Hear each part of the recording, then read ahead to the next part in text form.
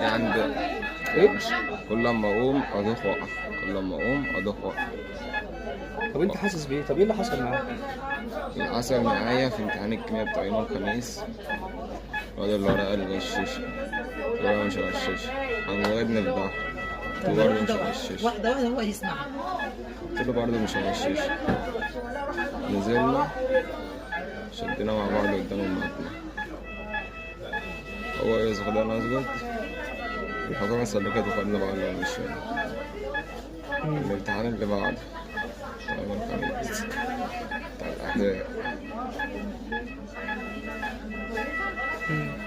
على مهلك براحتك خالص.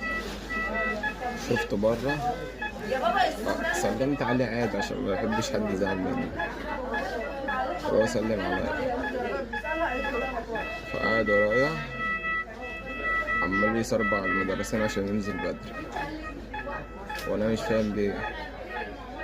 قام بالراحة، نازل بدري، خد نفس. أنا هبقى حد يخش وخد نفس بالراحة. قام بعد ما نازل بدري خرجت بقى اسمع زمايلي ماشي.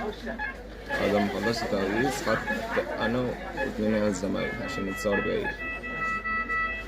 بعد ما خدت نصور بعيد